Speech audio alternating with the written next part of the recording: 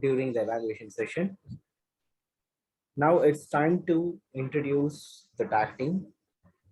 The first who's going to introduce now is Timer Venkata. Could you please share your objectives? Thank you, General Evaluator. Good afternoon, fellow Toastmasters and distinguished guests who have gathered today for this meeting. So I want to ask you, how many of you have seen the word javelin throw in the past few days? Okay, a lot of people. How many of you have seen the word 400-meter relay? No one. Okay. I hope the number will be reducing because our 400-meter relay team have missed their chances in half second. So this is the importance of time in whatever objective we are progressing towards. So on this note, I want to tell my timer objectives. So in today's meeting, we will be having prepared speeches and evaluations. So for prepared speeches, the time will be 5 to 7 minutes, and for evaluation, it will be 2 to 3 minutes. And for every speaker's minimum time, I will be showing a green card, and an intermediate time, I will be showing an amber card. And at the final time limit, I will be showing a red card. So at the end of the meeting, when called by the general evaluator, I will be giving the timer report. So that's my objective. Thank you. And would you like to say the time limit for the special session? Oh, okay. For the special session, the time is 35 to 40 minutes. All right. Thank you. Now the second role player, who's current president of Maitree. Let's invite Toastmaster Parli, who's going to do the R counter. To the evaluator. As the R counter today, my role is to take note of unnecessary pauses such as arms, unnecessary filler words like such as etc. At the end, I'll submit my report when called upon by the general evaluator. Thank you. The next one on the list is the grammarian. Toastmaster Ramchandra from TCS is doing the grammarian role. Over to you, Toastmaster Ramchandra. Nandri, General Evaluator, Padmanabhan. As a grammarian of the day, I am just introducing the word of the day. Is effervescence. Is meaning is bubbles in a liquid or fizz, vivacity and enthusiasm. And the example is the effervescence of carbonated soft drink bring happiness to everyone's face. Jenna's endless effervescence lands her a spot on the power squad and she quickly becomes a leader. And also we have idiom of the day, up one's sleeve. Any strategy, idea or resource which is kept secret and in reserve for use when needed. Example is, he wondered what Sherson hand up.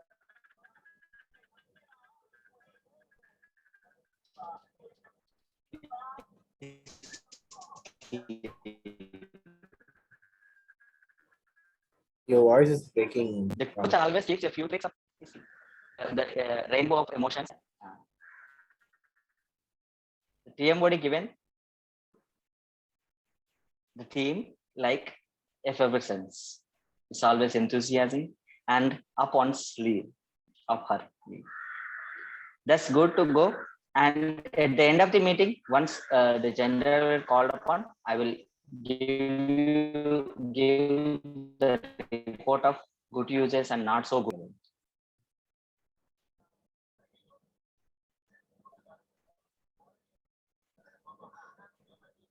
Okay. Thank you, Toastmaster Ram.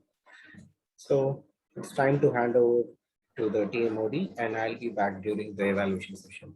Over to TMOD. Thank you, General Evaluator of the day. Okay, so coming back to the theme, we all know if we came across the word rainbow, well, the one thing that come to our mind is the colorfulness, the colors, with GR. So each and every letter have one color indication. So now I will like to take two colors first. V and I, violet and indigo. Here, violet reflects the ambition, and the I reflects the indigo. Sorry, I reflects indigo, which means the self-reflection. So what this emotion is about? To witness this emotion, we are having an ambitious speakers with a self-reflected script with us. So we are going to jump into the prepared speeches session. So as a first speaker, I would like to introduce Toastmaster Raj Bharat. And his speech will be evaluated by three evaluators today: Toastmaster Nagendra Bharati, Toastmaster Nachiappan, Toastmaster Jayarada. For the purpose of evaluators and fellow Toastmasters, Raj Bharat is going to deliver his speech on dynamic leadership pathway of level 1, project 3. The purpose of this project is for the member to learn or review basic research methods and present a well-organized, well-researched speech on any topic. Timer for your information, time limit for the speech is 5 to 7 minutes. Toastmaster Raj Bharat, LKG in Japan. LKG in Japan, Toastmaster Raj Bharat. Over to you. The stage is yours. Thank you, Kirtana. Am I audible and visible? Hope my screen is visible as well. Fantastic. Ladies and gentlemen, good afternoon. I hail from a family of teachers. My parents, grandparents, aunts, uncles, sisters, brothers are all teachers. In fact, teaching runs in my blood. I'll just give you a couple of examples to show how much deeply entrenched our families and lives are into teaching. In our families, we go to supermarkets. We buy only apples and bananas, and that too only in multiples of 100. When we travel, each one of us travels in a separate trains, starting 10 minutes apart from each other. And when we fill our age in the forms, we don't go down saying 26, 27, no. We say 3 years older than half my mother's age 10 years ago. In fact, recently I had knee pain, probably because I'm sitting for long durations of time. So I went to the doctor. The doctor advised that I take some calcium supplements. My mom got prescription, tore it in half, and then she prescribed I take 2 chalk pieces in the morning and night after dinner.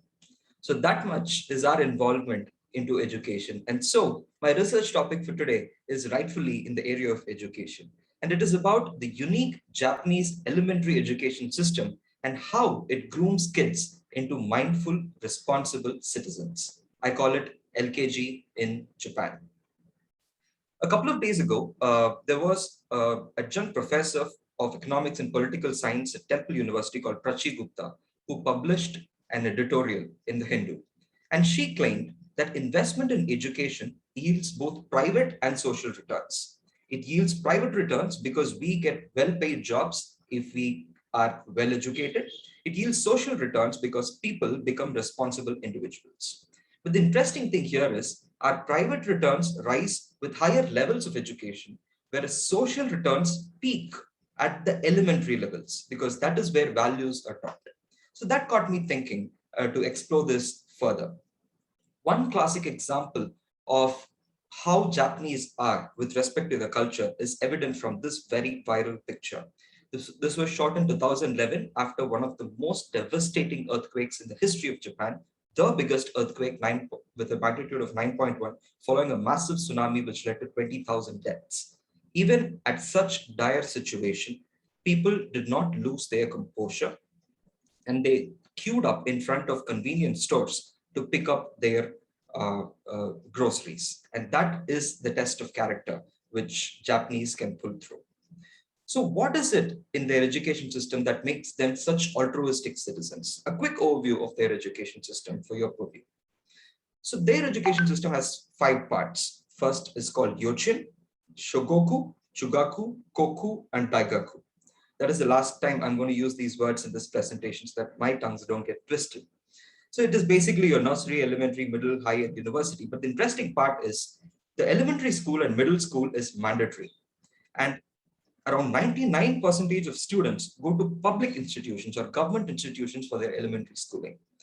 And they have a very low drop-off rate of 1.5%. And it is because of these reasons that Japan ranks among the highest in the Program for International Student Assessment, way above OECD countries, which are the developed nations in the world. Going a little deeper and understanding what are the essential pillars of such great education. The first concept they talk about is called Chitoku Tai. This is something more like an equivalent of our Adarshak Balak. So since 1970s, this concept came into picture. The first word chi means to know. So that talks about all the cognitive capabilities. How much can you learn, think, apply, and solve problems? The second concept is toku, which means virtue. It is about mindfulness, self-discipline, kindness, and cooperation. And the third is tai, which is about healthy mind as well as a healthy body. It is not like our PT periods where we sit in our classrooms and do rote learning, but rather they enjoy grooming their bodies and they excel at it as well. So this is the first essential aspect. The next essential aspect is shaping social behavior right from the root. So you'll be surprised to know that there are no substitute teachers in Japanese schools. Even elementary school students take care of themselves. They don't fly rockets when teachers are not there. And for summer projects, while we spend hundreds in fancy stores for making something, they go around the nature, explore it, and understand how things work. And their school attendance rate is around 99.9%, and they are never late to school. Often individuals are, for individual mistakes, the group is punished to bring collectivism. And the most interesting thing out of all that I saw here is that Japanese school students clean the schools themselves, including the toilets. And that is a great training that they undergo. And the last part, which is very related to what we are going through today, I've kept it under the wraps, is, they don't take exams until the age of 10, because for them, understanding ethics is much more than exams. I was thinking, who would have, inspired this? So later I realized that probably they took a leaf from our book to implement this kind of a concept.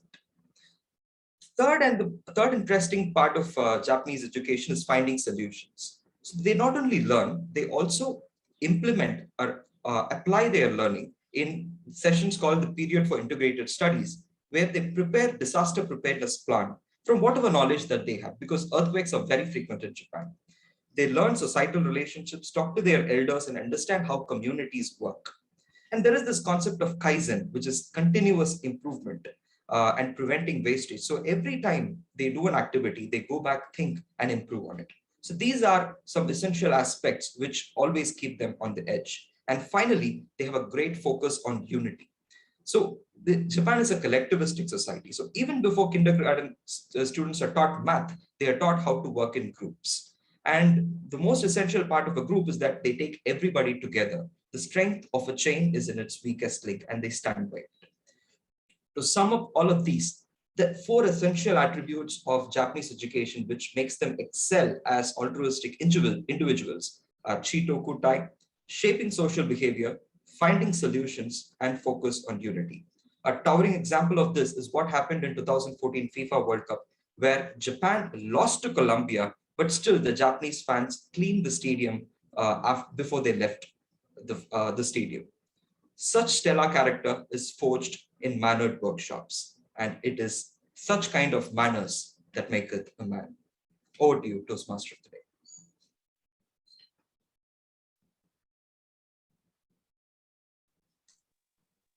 Thank you, Toastmaster Rajbharat. That was a wonderful speech. And next, we are moving to the second speaker, Toastmaster Yogesh. His speech will be evaluated by Toastmaster Lalita, Toastmaster Aravind, and Toastmaster Maitree. For the purpose of evaluators and fellow Toastmasters, Toastmaster Yogesh is going to deliver his speech on dynamic leadership of level 3 and project 3. The purpose of this project is for the member to practice writing and delivering a speech that inspire others.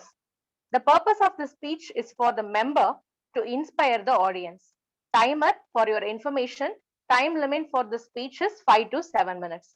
Toastmaster Yogesh, wake up call. Wake up call, Toastmaster Yogesh. Over to you. The stage is yours. Am I audible, everyone? Today is hard. Tomorrow will be worse. But the day after tomorrow, there will be a sunshine. But most of them die by tomorrow evening. Good evening, fellow Toastmasters and guests. Our mind is a paradox. Let me illustrate in simple terms. Imagine you are a school student. There are two events happening today.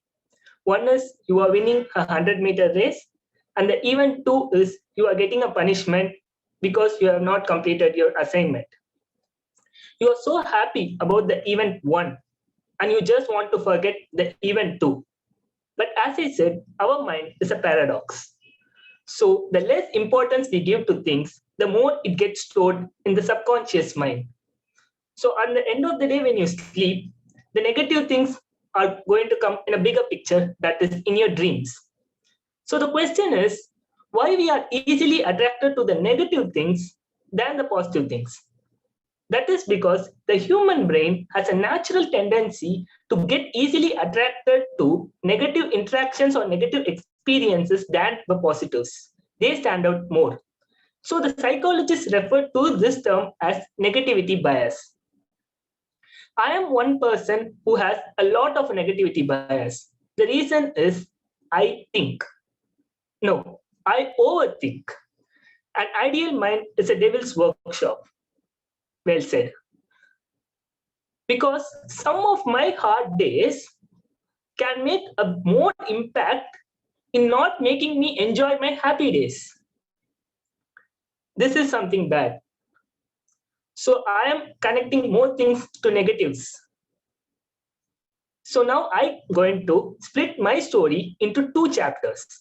The chapter one is called How I Ruined Myself. I was living a simple yet happy life. I have got some bunch of friends, and I had a girlfriend. I mean, a friend who is close to me. And though it was a very simple life, and I was happy, but it came to an end until my friend betrayed me. I went under depression. After that, a girl who's close to me, who's my friend, has to leave me alone. Now I went into depression pro max. This was the suffering I had to make.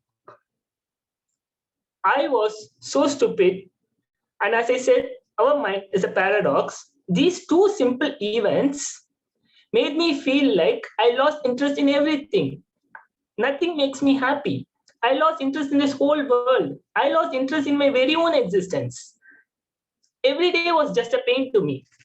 Wherever I go, I spread negative vibes. Like I was a person with zero effervescence. I was really frustrated. Then I went to a doctor. I was diagnosed with diurnal mood disorder. I took medications. Still, I was hating myself. Hundreds and thousands of TED Talks are not helping me. Whenever I try to self-talk to me in the process of motivating me, the winner will always be the depression. So I was so devastated. I was looking for a light at the end of a tunnel. But every pain has to end someday. And that's how I entered into my chapter 2, the wake-up call. It was when I understand that I was associating my happiness with other people. My happiness belongs to me. So something which I was being happy before is not making me happy now because I associated my happiness with the other person. Okay, I enjoy listening to music. I feel the music, I understand the lyrics, I escape the reality. It was so good and so bliss. But when my friend came in, we started to listen to music together. We started to enjoy the lyrics. We started to escape the reality. But at the moment she left, every song which I was listening now has a memory of her. I'm not able to enjoy myself. This struck me hard. This made me think.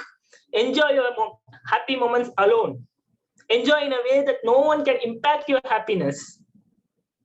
And the second wake-up call came. Enough of thinking, my boy. Just get into the process. When you are broken physically and mentally, the only way to heal yourself is to train your mind and the body to the extremes by embracing the pain. That's how the process is. So I started to go to gym, and I started and decided to change my career path. So I bought a course on machine learning. Now I started to get into a schedule. I wake up by 6 a.m. in the morning, study the course for 3 full hours, and then get to my office, come back home from my office by 6 p.m. Then I get refreshed, go to gym, work out for 2 hours, come back home by 9 p.m., eat like a beast, and sleep like a baby. This was the whole process that went for 1 month. In this process, I still have a lot of doubts, a lot of insecurities, but I understood quitting was never an option. Instead, I started to enjoy the process. I was feeling proud about myself as I am trying so hard and coping up to be consistent in this whole tough process. Yes, now a negative bias person like me is happy on giving a motivational speech now. Why? Because everyone's mind is a paradox, right? Over to TM Modi. Thank you, Toastmaster Yogesh. That was a wonderful motivational transformation story. Kudos to you. And now we saw the ambition and self-reflection on both the speeches. Then we can move to the next two colors, blue and green. Blue stands for friendly environment and green stands for refreshment. So we are going to witness this emotion on our next session. To pamper us in a friendly and a refreshing environment, we are having our guest speaker, DTM Yogendraprasath, who is going to deliver his speech on the art of effective evaluation. DTM Yogendraprasath was an accountant by education, CEO, and executive director by profession. He is a Toastmaster since 2010 and he is an active member of Pinnacle Advanced Toastmaster Club, Sri Lanka. He firmly believes in we rise by lifting others. So he is here to lift ourselves by his fantastic educational session. Stage is yours, DTM Yogendraprasath. Over to you. Thank you very much. Yes, I do believe that we rise by lifting others, and our Toastmaster of the day today was very kind enough to lift me from CFO to CEO, and I hope nobody from my company gets to know this, but I'm grateful. Thank you very much. Good afternoon to everybody. It's my pleasure and privilege to come and speak to you about effective evaluations. I heard the contest season is anyway around the corner, so my focus will be not on the usual evaluations and why we do it, rather than how to deliver the best possible evaluation on a speech contest. Let's begin with a simple question. I want this to be a conversation. If you want to unmute your mic, please be kind enough to unmute your mic and answer. If you have a question, please be kind enough to type it on the chat box. Let's have a conversation. As many conversations we have, we'll be able to make it I think I'm allocated 40 minutes as exactly as I asked. So we have enough and more time. Let's discuss about things. I would like to begin with a question. What do you think is the purpose of evaluations? Why do we evaluate? Other than the fact that the VP Education puts your name on the agenda and tells you that you're going to be the evaluator, what do you think is the objective of evaluation? Why do you think we should evaluate speeches? What should be the core idea? Please be kind enough to either put it on the chat box or unmute your mic. Give and take policy. Sorry? Give and take policy. Nice. Arvind here. Yes, sir. So in order to make someone be the better version of themselves, we need to evaluate them. Okay, great. Great, fantastic. Okay. As part of club promise. As part of a club promise. We have to support others. Wow. I think in 10 years of Toastmasters, you're the only one who has remembered the club's promise. Fantastic. I don't know who you are, but I like you already.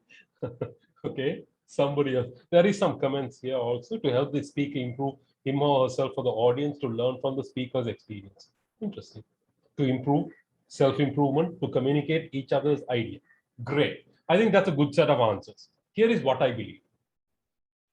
I believe words matter.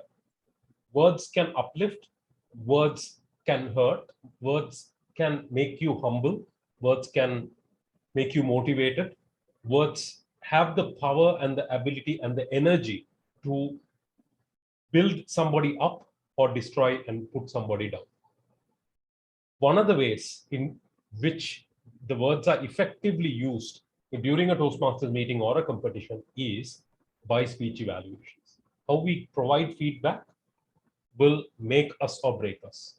I want to do the poison test with you. This is what I call the poison test, because I thought this is the best ideal thing to say.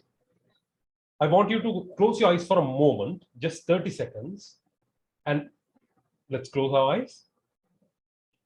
Imagine the best compliment that you have ever received. The best compliment you have ever received. Great, hold on to that. Second question, the worst compliment, worst criticism you have ever received. What is the worst criticism you have ever received? Right, let's come back. Here is going to be here is what I have gotten from people wherever I went and did this. Whenever we ask, what is your best compliment? What came to your mind first is the compliment itself, not the person. But whenever we ask, what is the worst criticism you received, what you will always get is the person first and the criticism second. In evaluations, our objective is never to be the person. The receiver, the speaker will think, I delivered a speech and this person gave this evaluation or feedback that broke me, that demotivated me, and that didn't uplift me. Because they wouldn't even forget who you are, what you said, but they will never forget who you are. They will always remember, in the same way that you remembered, who the worst criticism was rather than what the criticism was came second. So poison test is to say, all it takes is one bad evaluation or one drop of poison to spoil the milk. Question is, in the hope of doing something right or being good, sounding great, have you ever done a bad evaluation? We will discuss what bad evaluation is later. A bad evaluation in general does two things. One, it either makes the speaker, the evaluator, great. As the evaluator, I want to show how great I am. That is a bad evaluation. Two, it breaks down somebody's confidence. What is the objective then? What is the purpose of evaluation? In my most humble opinion, anybody who is going to be an evaluator or an evaluation contestant should have only one thing in mind. That is, if you cannot uplift and make somebody more confident to try again, never ever be an evaluator. If you can't tell somebody, if you can't recommend something to somebody in a way that they will want to improve and they want to come and try again, then that evaluation is of no use. It's a very bad evaluation. For the simple reason, I'll give you an example of my first experience in the division contest. My friend and I, Ajit Sebastian and I, were first-time contestants in the speech evaluation contest at division level, and we were very excited. That was our first and 1.5 years, and we were in the division, and we were like elated and happy and all of that. And then came the test speaker. He was very bad, not prepared, no gestures, no body language, not organized, no humor, No vocal variety, nothing. It was basically him rambling for 5 to 7 minutes. It was not a speech at all. Most of us, what do?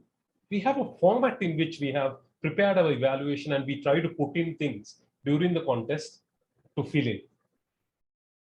And I was the 5th contestant, and I think Ajis was the 8th contestant. There were 8 contestants anyway, right?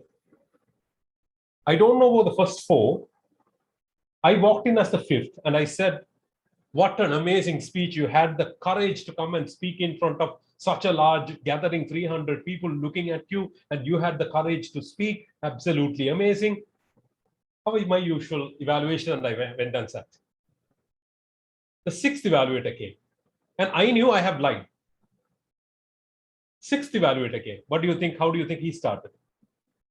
What an amazing speech. That is amazing to speak. I have never heard somebody speak so confidently amazing. And I was like, fantastic. I'm okay. I'm okay. If all of us are liars, they have to pick one out of the liars, not the best evaluator. The 7th evaluator came. And he said, I'm truly proud today I'm like, he's starting something new.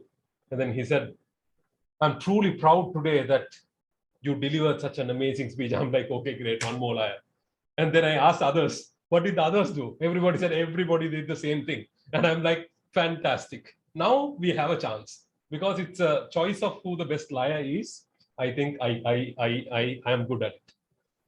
And then came Ajit Sebastian. And I told my friend, look at him. Now he is also going to do the same thing. Ajit comes and he begins with this. Ajit says, I loved your speech. And I'm like, there we go. There we go. He's also doing the same thing. And we were laughing. And then he said, I loved your speech because you had the greatest scope for improvement. And we stopped for a moment and we were like, what did he say? He has basically said, I don't have any good to say. I only have areas for improvement. And then he went on to give areas for improvement. He was the only honest evaluator, and that showed. He, of course, obviously won, and 2 other liars won. I think I was part of it also. What does it mean? We can be honest about what we do. So when I say your objective is to uplift people, that is never to say, lie to make somebody feel comfortable. No. Use words carefully. Say things in a manner that people will understand and appreciate, and also always have the objective of uplifting the speaker. If you can't make somebody feel that they should try again, then you're not a good evaluator. Even if the speaker doesn't want to try as an even evaluator, you should speak and say, give the feedback, provide the feedback in a manner the person would love to come back and try again. Right? So the purpose of evaluation is to uplift somebody to try again, to make somebody try again, make somebody feel so comfortable, make the speaker comfortable enough and come back and try again. I have been a Toastmaster in 2 countries. One is Saudi Arabia, second is Sri Lanka. For Saudi Arabia, I was a Toastmaster for 5 years, and there, the Arabs are very positive, overly positive. They're like, oh my God, you are great, you're fantastic. Whenever they evaluate, they say all the nice things impossible. Whenever they have to say a bad thing, it's as if they are like removing a piece of their hand and then giving it to the speaker. So it feels like very uncomfortable. They're very uncomfortable in giving recommendations. They were very uncomfortable. I come to Sri Lanka. In Sri Lanka, people say, I'm going to give you critical evaluation. And what do? We give suggestion after suggestion after suggestion after suggestion after suggestion. What does it mean? We think by suggestions, we can improve somebody else. And when we go and ask them, why this, like, let's say, they didn't talk about the organization of the speech and it was clearly good. If we ask them, why didn't you mention that? That's so obvious. Why to say that? Always remember, you don't uplift somebody by assumption, by assuming that they already know they are good at it. No. Even if it is obvious, you can only grow people by sharing ideas in such a beautiful and clear manner, and feel free to appreciate and wholeheartedly appreciate. I have seen people give positives as if like it's a passing comment. I like this, I like that, and then now we come to the most important part of the evaluation. That is, I would like to recommend. So positives are said in a manner that it is just an introduction to the recommendations. We should never do that. We should always give importance to the areas that you love and like also, because that shows the speaker what to implement immediately, what to repeat, and what to take home, and what is their true strength. And also, without appreciation, none of us grow. Somebody would have told us, you're a good speaker, and that is why all of us on a beautiful Sunday evening, we are in front of our computer screens and spending and investing our time. Why? Because somebody told us, you're a good enough speaker. Let's try and improve it. So give priority to, yes, recommendations are good, but then also strengths are very important, as important or more important than the areas for improvement. The technique I use is, I will come to the technique separately. So make sure the purpose of your evaluation is, make sure your evaluation is objective is to uplift the speaker. If you can't uplift the speaker, even if the speaker is very bad, then there is no point of us being an evaluator. This is a learning platform. We have to know that. If we expect everybody to be great today, there will be not Toastmasters at all. If you're a bad speaker, that's why we are here. We all are bad speakers in one way or another. The only reason why we are here is to improve it. So it's perfectly all right to be bad. But it's the ability to try and try again and try again and again and again and fail big and fail even bigger is what makes us courageous people to try. Because there is no shame in failing here, but there is great shame in failing outside. If in 5 years you continue to be a person who's still bad in communication, then there is something to be ashamed of. But if you're trying today and you're treating this as a learning platform, then it's perfectly all right. So have the objective and to make sure to uplift somebody to become confident enough to try again as the evaluator. Second, areas of improvement are important, but also give the priority to strengths also. I am an accountant by profession. For me, 1 + 1 = 2. And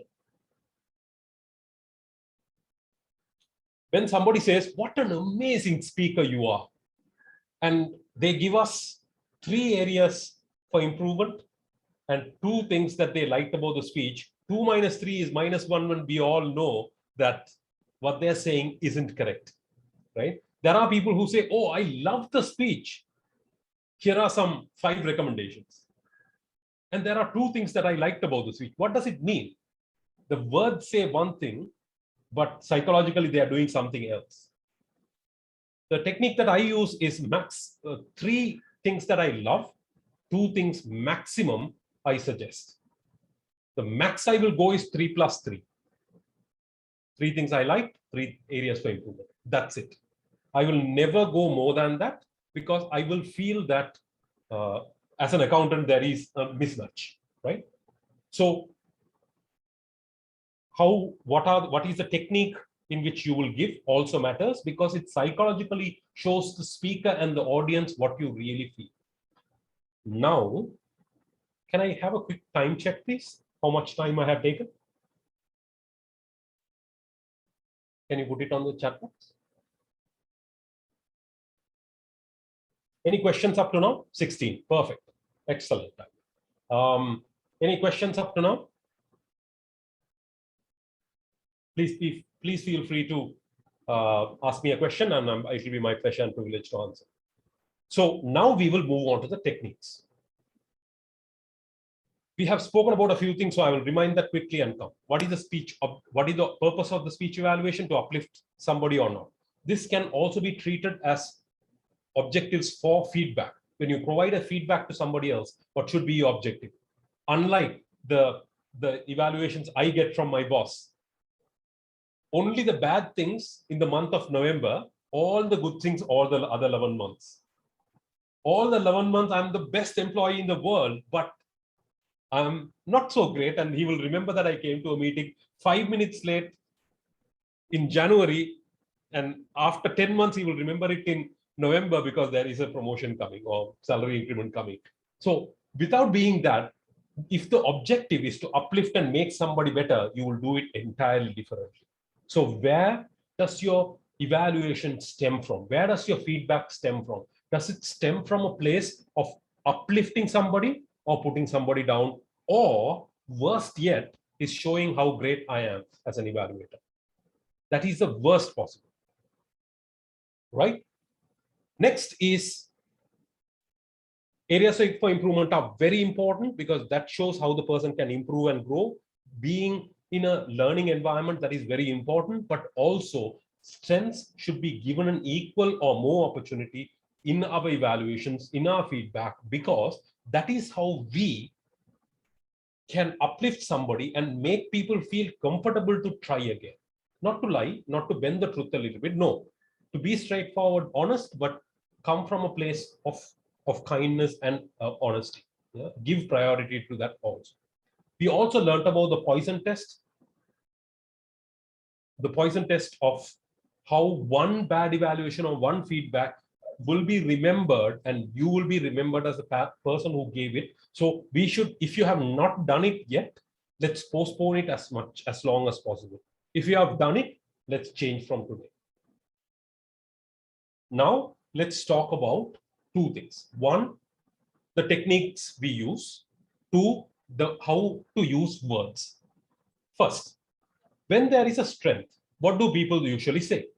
People usually say, wow, that was a superbly organized speech. Well done. I loved it. Your gestures, my goodness, you spoke like Martin Luther King Jr. You stood there strong and tall and steady, and you used your hands. The gestures were amazing. So, and then I liked your vocal variety too. It was music to the ears. What is the problem here? Do you notice an issue? Yes, you're mentioning the macro level, what is right, but what the person is forgetting is not to mention why it is important. If somebody says, the organization of the speech was great, good observation, but even without listening to a speech, you can still say it. Yes or no? Yeah. So even I don't listen to a speech at all. Let's say I don't listen to Raj Bharat's speech. I come and say, what a very well organized speech. You will accept that it is true. We can evaluate anybody like that. So how do we make it relevant? How we make it relevant is by not only saying what you liked, but also why you liked it. What you liked and why you liked it. For example, I love the organization of the speech. What you liked. Next is why you liked it.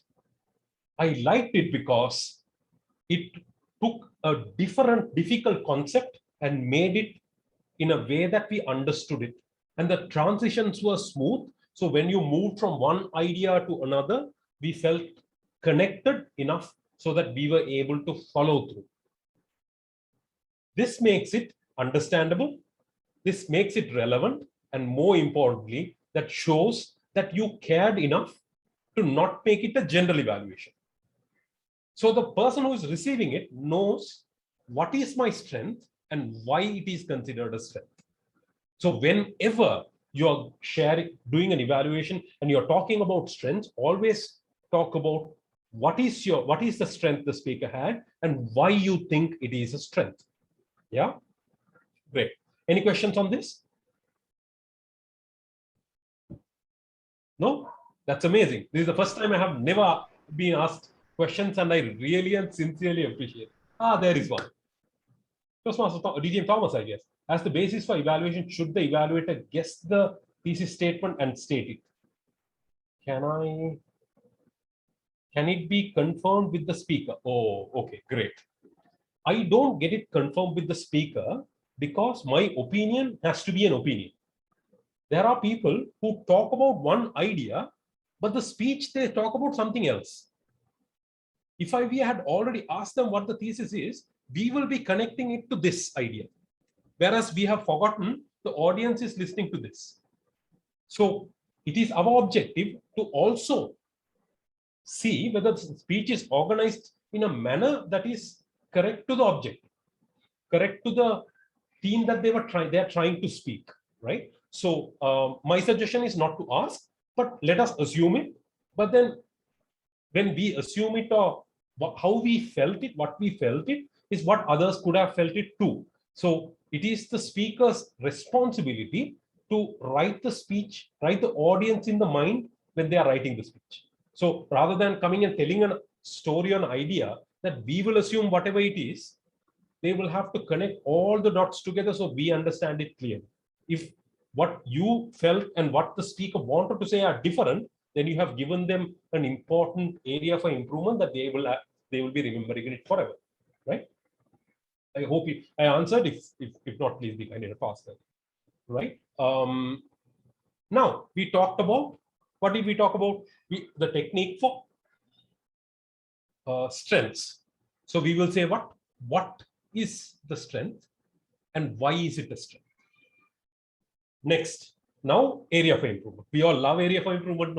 We are Toastmasters. We are supposed to give recommendation or whatever. Right. On the recommendation, here is what people say. Your eye contact was not good. We all know that only if eye contact is there, we can relate. What are they doing? They are saying what? They are also saying why. Yeah. What is eye contact is not there. Eye contact is bad. Good. If eye contact is not there, people don't trust you. We don't believe in what the message you are saying. You don't feel like you are trustworthy. We don't feel like the message is connecting, and so on and so on. People are saying what and why. But the element that people don't usually tell is, and the most difficult is to say why, what, why, and how you will improve it, right? So what is the problem? Why is it a problem? And how you will improve it. That shows to the speaker that you're making an effort to truly and honestly improve the person's speech, right? What is the most difficult out of this? Not to observe and say, what is the problem? All of us do that on a daily basis. No? Why it is a problem? That's also easy to say. We have been Toastmasters for a while. It's very easy to say why that is a problem. What is difficult is to say why you think, or how you think you can improve it. For example, to say, whenever you asked questions, you only looked at the front row of the audience members. People at the back might have felt left out because you did not have eye contact at the back. What have I said? I have said what and why. How will I say how? If I were you, I would have asked the question, and whenever I'm getting the answer, I would have also looked at the audience. And when I get the answer back, I will repeat it looking at everybody in the audience. I have given away, in my humble opinion, how to improve also. Rather than saying, throughout the speech, you are monotonous. Rather than saying that, you can say, throughout the speech, you spoke in the same manner, same tone. Why it is a problem, why it should be improved is because people, we are in the attention economy, and we are fighting for the attention of the audience members. Only when they are interested and you emphasize areas that are to be emphasized, we will be interested in listening to the speech throughout. If not, we will zone out and you will lose the audience once in a while. How I will do it, and you will mention a few phrases from the speech, and you will say, in these areas, I would have used vocal variety in this manner. The pitch, the quality, the rate, the tone, this is how I would have improved, you will say. Right? So now this is a very difficult thing to do, right? This is very difficult. Before, it was very easy. You just take notes for 30 seconds, it's okay. You just have to say what? Vocal variety is great, gestures are great, organization was not great, humor was not there, timing could have been much less. Now it's easy enough, but now you have to sit and write. Now, as an evaluator, if you're going to say for strengths, what and why, and for areas for improvement, what, why, and how, it shows you have made an effort, put an effort to make the speaker better. This is how you achieve the objective of how to improve the, how you will improve the, how you will uplift the person's confidence so that they will come and try back again, because they know clearly what to try again. Most of the evaluations, what they focus on, recommendations, what they focus on is what and why. So the speakers don't know what exactly to improve and how to improve it. What happens? They either have to go and speak to their mentors, which doesn't happen, or they have to try again and think, assume how to do it. They will try again and will not work. They will continue to be in the vicious circle where they will try something not good enough, try something not good enough, try something not good enough. The way to break the vicious cycle is to tell them what is the issue, why is it an issue, how do you think you can improve it. It's clear, because they say, humankind's greatest requirement is to feel that I don't have to make an effort to learn something. If I have to make an effort, because brain is continuously saying what? It's continuously saying, if I have to make an effort, whether to use that in this or to save myself, survive in the world, right? So if we are to truly uplift somebody, what we should try to do is to always make sure that we make it as easy as possible to understand. There are people great, technically amazing. They are like amazing technical brains. Like they can be lecturers, they can be professors, they can be IT people who at the macro level. I'm speaking to an IT audience, I guess. At the macro level, who can foresee things. But then there is a gap in between those people and the people who work for them. Best teams are those that bridge this gap of what the leaders see and what the followers see. The worst kind of teams are, they see a complete two different pictures, and the leader doesn't make an effort to explain it to the level of the follower seeing it the way the leader sees it. If you are a good evaluator, the only thing that you have to do is to make sure whatever you see, you explain it in simple terms, simple words, so that the person who's receiving it is also immediately able to implement it. To sum up, whenever there is so we will go back again, right? Purpose of speech evaluation is only and always to uplift the speaker's confidence to try again. 1. 2, strengths are very, very, very important. Try to use 3+2 as your technique. 3 strengths, 2 recommendations. Maximum I will go is 3+3. 3 strengths, 3 recommendations. How would you communicate strengths? You have to communicate strengths by saying what do you think is a strength, what do you think is a strength, and why do you think it is a strength? What and why? What and why? When it comes to recommendation, you not only say what, you not only say why, but also say how. What is the problem? Why is it a problem? And how to improve it in your opinion. Now we come to the last point of the presentation. I think I'm right on time, about 30 minutes now. the most important out of this, all of it, is words. How you say it. Most of the people have the greatest, best intentions in the world. Like my mother. She has the best intentions in the world. When I was growing up, she was always saying, this person does that, this person does that, he is better, that person studies well, he plays well, he sweeps the house and all of that.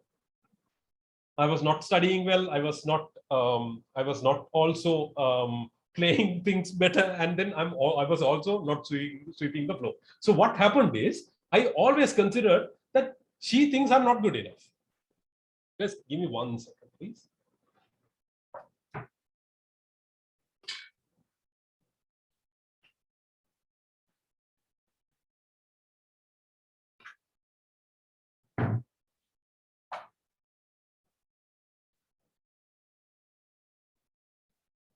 So I always thought, she thought I was not good enough.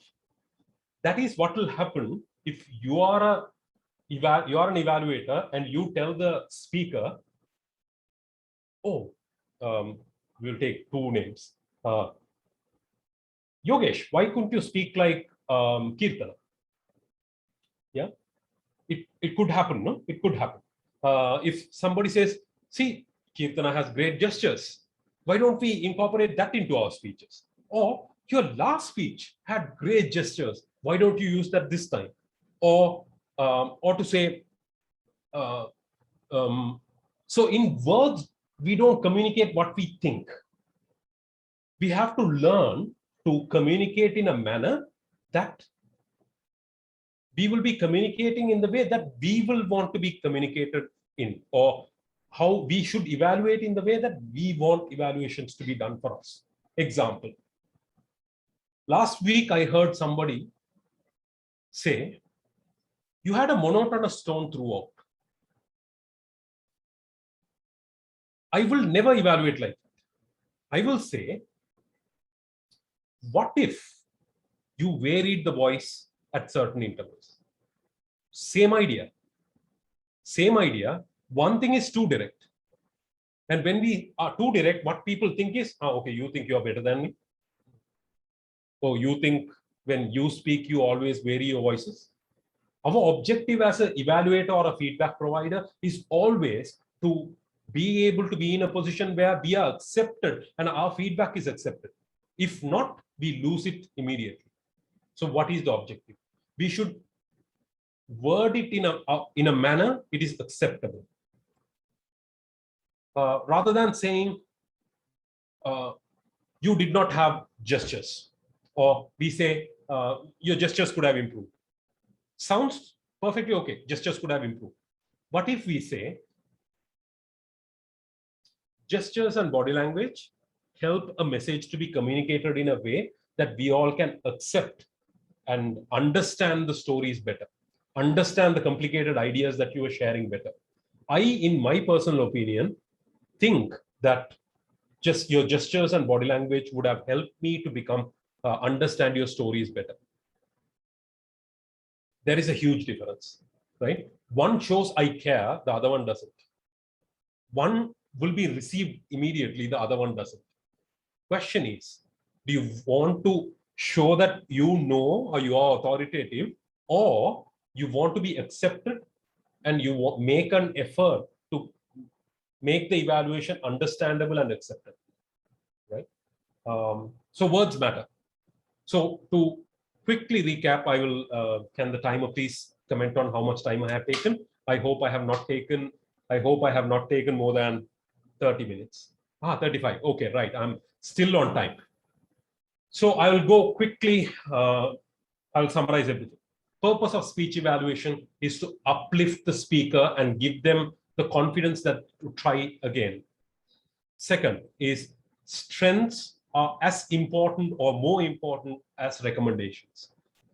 What is our technique? Strengths, we say how and what and why. On areas for improvement or recommendations, we say what, why, and how.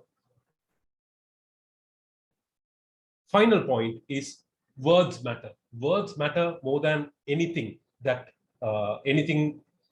Even the best logic will fail if it's communicated through bad words. So your objective is to make it acceptable to the person who's receiving it.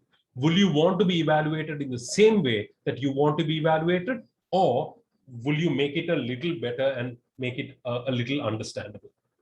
Last is, there are taboo phrases. Like in our club, we say, never ever use all in all. What does it mean to say great speech, great evaluation, great gestures, great vocal variety, areas to improve organization and pauses? All in all, great speech. What could have we done? We could have only said all in all good speech and gone. We wasted 2.5 minutes to come all in all good speech, right? So like my boss, he says, what a great employee you are, amazing. He doesn't say that, but I'm just for the sake of saying it. What a great employee, amazing job, all of that. But then the whole point is lost, right? Because we know the conversation only starts after but. So we should try not to use taboo phrases like this. When you want to conclude, go to the conclusion. Thank you very much, Timer. Go to the conclusion just as it is, right? In conclusion is what I say. And in competitions, what happens is people say, to conclude, in conclusion, people say, if you don't use that word, the judges are going to mark you wrong. I have been competing for at least, I don't know, 5-6 years. I have never used that word. I will say, this is what I used to say. What I say is, you're such a good speaker. One day you will collect, when the dust settles down, you will be the person who will be collecting all the accolades as a Toastmaster. We will see you on the top. What it means is, I made an effort to conclude it differently also.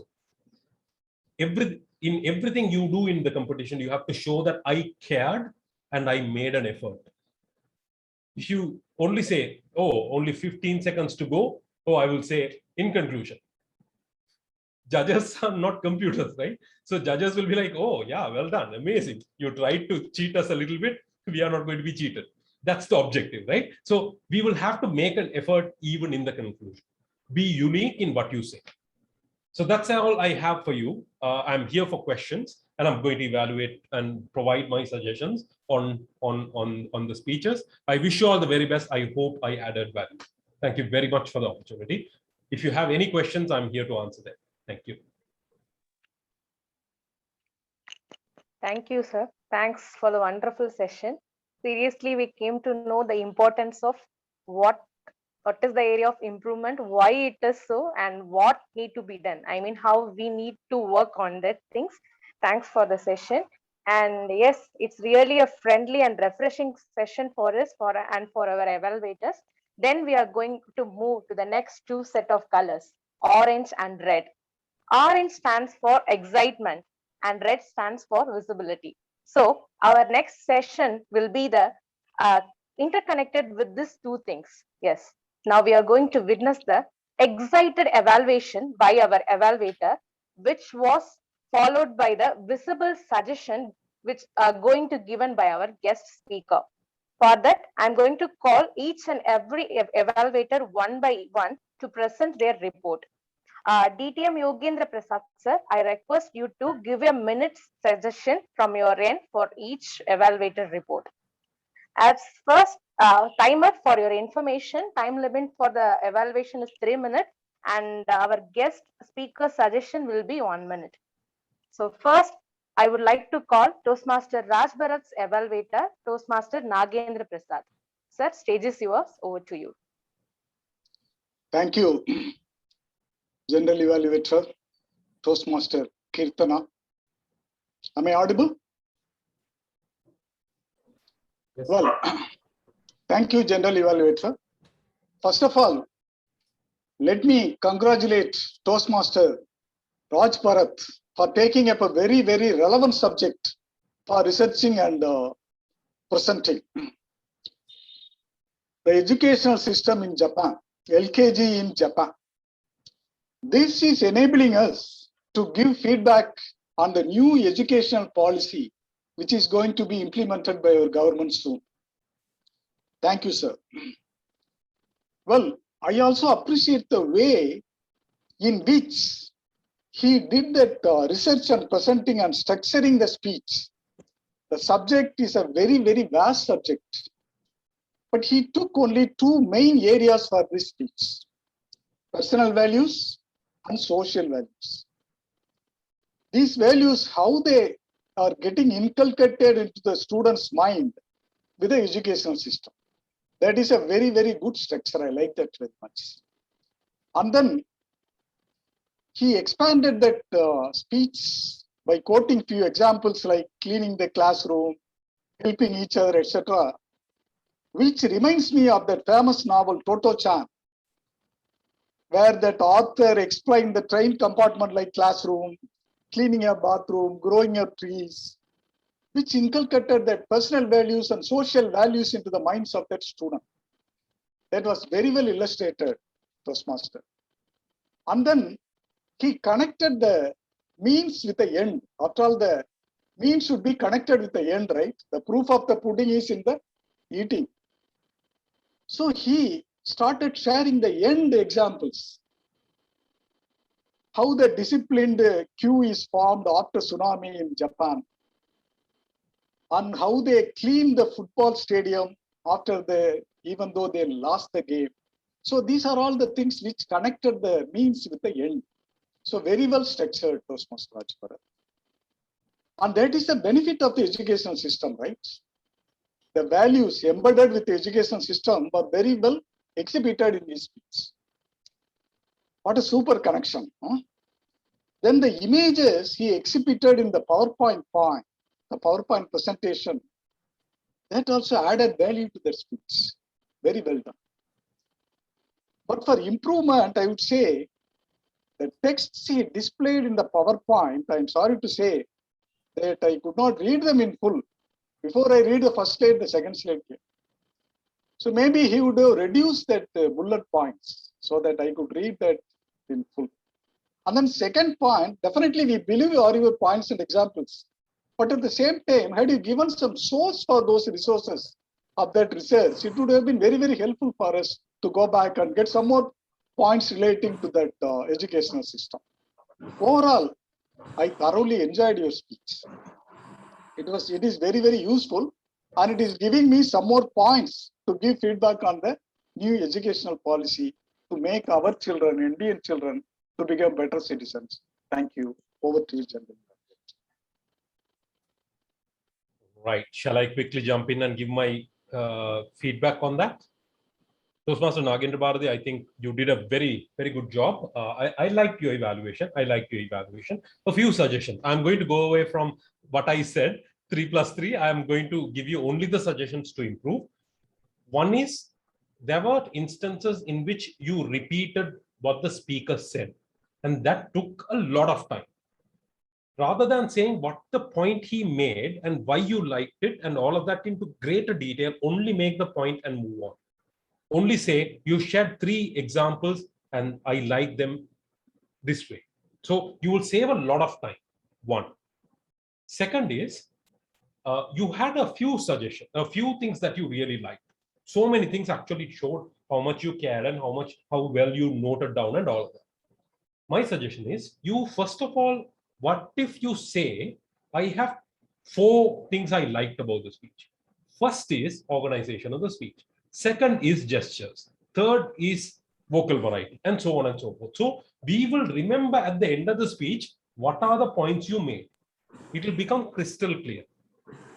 Next is, this is a debate in between a lot of people, okay? There are evaluators who say he to the speaker, or there are evaluators who say, like me, you. For me, evaluation is a conversation in between the speaker and I.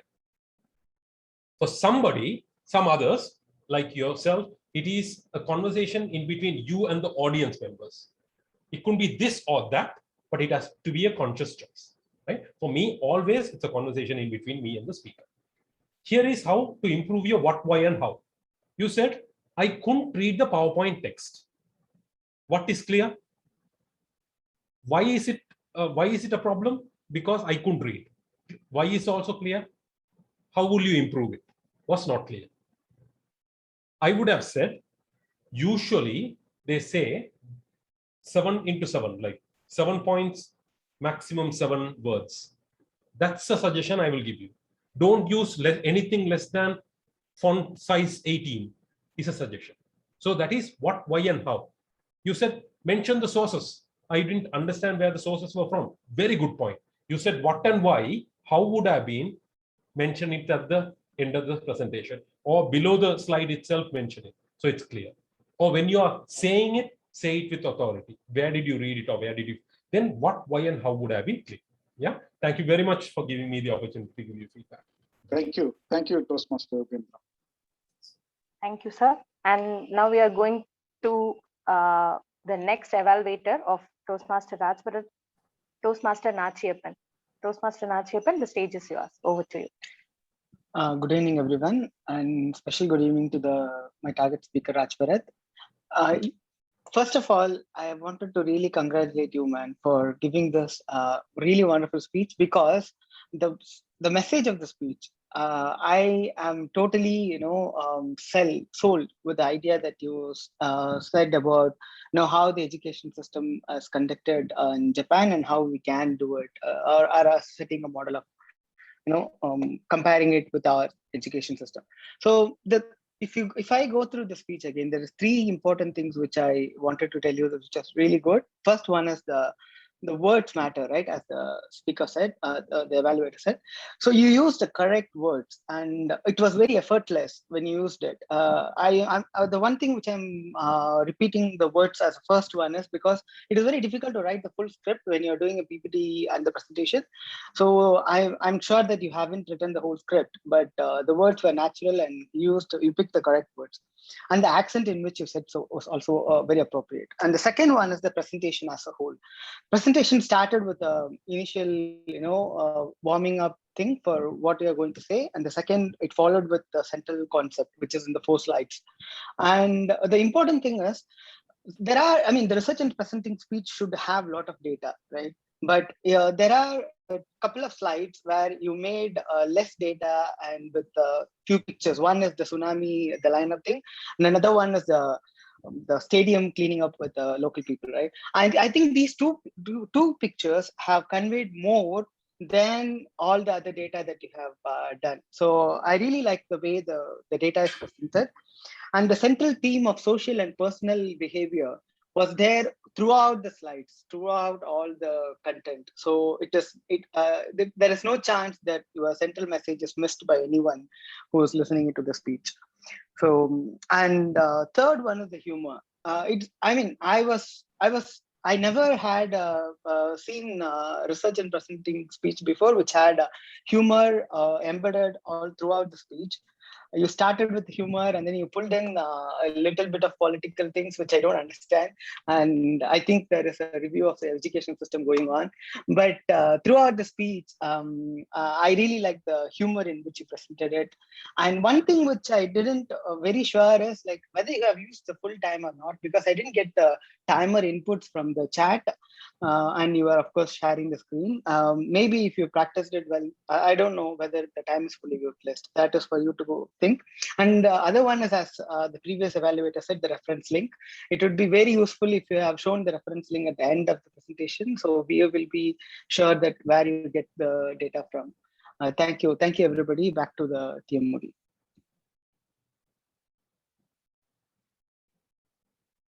Toastmaster Nachiappan, good job also. I would like to ask you a question. What were your recommendations? Sorry, the reference links, and one more thing is whether he has used the time fully or not, which I don't know. Okay, good. Thank you. I will. What I felt was you dealt with it very well.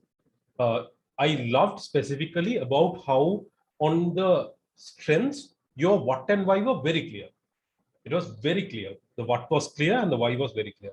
And I loved also how you started with, I have 3 points to make. And you went on to make those 3 points. Very nice. 2 suggestions. 3 suggestions actually. One is pause in between. the transition is not very clear. You said 3 points, and then we don't know when the first point finished and second point. So my suggestion is pause. Second suggestion is, when you say what and why, one of the things that it removes from the whole mixture is you don't have to explain it in greater detail, right? When you say what I like and why I like, no need to repeat it and go all over again, because that took a lot of time of yours, right? Next suggestion is, the recommendations could have been a little better. The recommendations were surface level. It looked at it from a macro level, right? So I'm going to give my recommendations of his speech also, so you will be able to see what are the areas that I looked into, right? So my suggestion is, it has to be a little more stronger, because I think it came from the assumption that Raj Bharat's speech was very good. It is true, it was very good, but then every speaker has a scope for improvement. No, my suggestion is, don't feel bad to give recommendations or suggestions. Please try to do that. Yeah, thank you very much. Thank you, sir. Next, I would like to call Toastmaster Jayarada to present her evaluation report of Raj Bharat's project. Over to you, Jayarada. Thank you, Kirtana. Yes, omadeto gozaimasu, Raj Bharat. Of course, it's congrats in Japanese, and I'm so happy to see such a topic for my own evaluation, because one of my favorite languages is Japanese, and you excelled by your start. In fact, you said by relating how this research topic comes into you and how this research is there already in your blood. It was so fantastic that you related your family, how the teaching line and those things. It was really good. And the examples you provided, especially the tsunami, is really very good. How they handled it in a very good way. And very often they have these problems also, and very often they come out of these things because of the social behavior and the personal behavior, of course. And also throughout, I'm sorry, just a minute. Also, throughout the journey, the topic seems to be so big, and at some point, I was like, oh my God, so many things into this simple topic, LKG of kids in Japan. I was thinking, am I going to lose somewhere, or am I in the line? But you did it in a very good way, that you took all the topics in a good line. And of course, you made us to be in line throughout the topic. Though I had a little... here and there, I had some confusion, of course, but the usage of words which you used were really good, and always it's so impressive that the words and the way you present is good.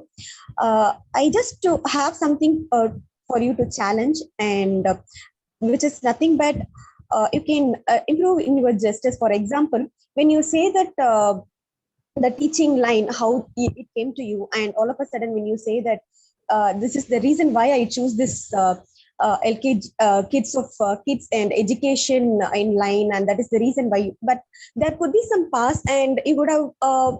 I thought there could be some other humor also in this thing, right? Or some way that this man would have make me into this topic a bit more thing. Might be because I know how you speak, so I thought this would be a greatest thing. Also, of course, you said about the social behaviors, right? So too many behaviors are inside that. So at least I lost somewhere. But throughout the thing, it's good. Thanks, Raj Bharat.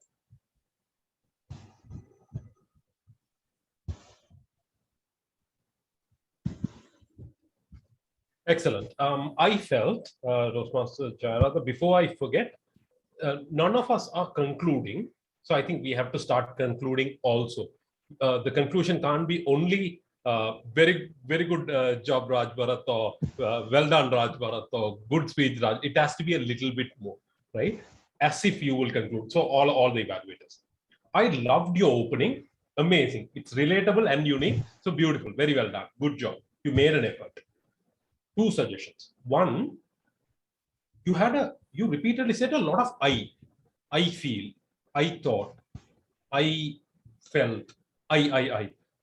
Instead of I, use we. We felt, we thought, It's in my humble opinion, yes. But then I think I was told, I will suggest. My suggestion is either use we so that it's together. Never speak for the others, but speak for yourself. But either use we or speak to him directly, right? So I think that will add value. But also I think the what, why, and how are not clear. For example, what, why, and how are not clear. The gestures. So she was talking about gestures. What was clear? Why and how are not clear. What is to improve was clear. Why should it be improved was clear, all right. But then how to improve is not told. So my suggestion is to improve that also. Yeah. Here is my suggestions on to Rajbharat on his speech. So you will see where to pick points and all of that. So that will help. I'm not going to do a full evaluation, but I will tell you what are the points I have taken here so that it's easy for you to understand what the notes to take. For example, I said the theme was great, very well done. It's a valuable theme for us to listen to. I loved the opening.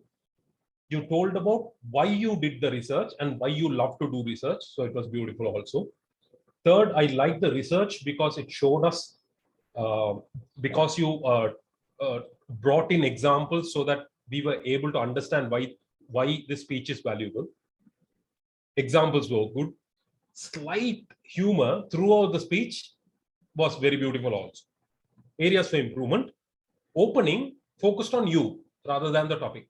You said why you love research or why you do research. Let's remove that and let's only talk about the topic. What if you use that time also to tell us more about the Japanese education or this thing, rather than you being the focus of the speech. Second, questions. Ask us, what will we do? Whenever there are a lot of people who dislike to listen to lecturers because lecturers come from a place of, I know things, here is what I am telling you. When we don't ask questions, how I would have done is, I would have said, what will we do if there was a tsunami and we need to get the goods that we want? Wouldn't we rush in? And then I will show the picture of the Japanese store and I'll say, this is what Japanese do. Where does it come from? Where does this discipline come from? And then I will move into the point. So it will always focus on questions and answers so that we are immediately, you are not only delivering your speech, you're speaking on behalf of all of us. Eye contact, you are looking down. Pause in between content because it was too heavy. I would have focused right on the in between pauses would have made it easier on the ears. Presentations were a little wordy. Research could have been mentioned where the source was. Yeah, very well done. Good job. Over to you, the next evaluators. Thank you, sir. And next, I would like to call Toastmaster Lalita to present her evaluation report on Toastmaster Yogesh's speech. Over to you, Toastmaster Lalita. Thank you so much, Toastmaster Kirtana. A very good evening to all the Toastmasters present here. So to begin with, first of all, kudos to Toastmaster Yogesh for taking up a personal story for a speech, because when it comes to a personal story, all of us can relate to it. So the engagement index is really high. And I'm sure at least 40 to 50% of us out here would have gone through this phase in our life. So it was really an engaging story. Kudos to you for that. And coming to the structure of your speech, it had 3 parts. It was beautifully split out. The introduction, which told generally about the paradox, the human brain and its configurations and all that. And then you had a prelude to your actual content. Chapter 1, where you completely lost yourself. And then there was a chapter 2 where you spoke about how you had that actual wake-up call. So the structure was beautiful, and you were also comfortable with the flow of the speech so that you wouldn't stop yourself anywhere in between. And coming to your confidence level, so I could see that you are definitely a very confident speaker, and you are clear in what you want to deliver, and you seem to be comfortable on stage.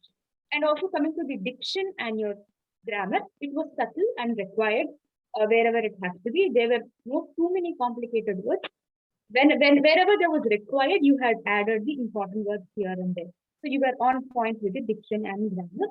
And coming to the vocal variety, vocal variety also, there were a lot of scope to include vocal variety in your speech, and you added it wherever it was required. So these are the points which I felt which were really outstanding. So coming to something which we can really work on is on a personal note, I've always felt that when you get up and present, you have a lot of scope to express yourself. So you work more on gestures and you work more on the vocal variety. So I felt if you had stood up from your place, you could have expressed yourself more, and there would have been better connect with the audience, because this is your own story. You could have put in a lot of emotions, you could have put in a lot of gestures, wherein we could have even more become closer to your script. So something that I felt was you could have stood up and you could have given more of body language. And the second suggestion is little bit I felt that the connect with the audience. Of course, we can't expect eye contact in a virtual meeting, but we can make sure to look at the camera when we are speaking. So that connect was a little bit missing here and there. There were little lookaways, in between your speech. So if I think that can be achieved when you have your script completely thorough in your mind with a lot of rehearsals and all that. So if you had a continuous connect with the audience, that would have increased your engagement index. Already you had taken a very beautiful and a very personal topic, but if you have done these, it would have been an excellent speech. So thank you so much, Yogesh, for giving a wonderful speech with a lot of takeaways. So personally, I felt that taking in charge of happiness, training your mind, quitting was never an option. They're all, how many times you hear them, you have to keep reminding yourself. So your speech was a beautiful speech with a lot of takeaways. Little bit of improvement will definitely make your speech a better one. Thank you so much. That was good. That was very good. I like that evaluation. I love that evaluation. Very good, Toastmaster Lalita. I loved on how your why and what on the things that why and what on the strengths were very clear, amazingly clear, beautiful. And I also loved how when you moved to the recommendation, you said, we can work on. Here are something that we can work on. Immediately, the person who's listening to it will sign up to listen. So there was this, I'm not better than you, I'm just evaluating you, but we are together in this to grow. That was beautiful.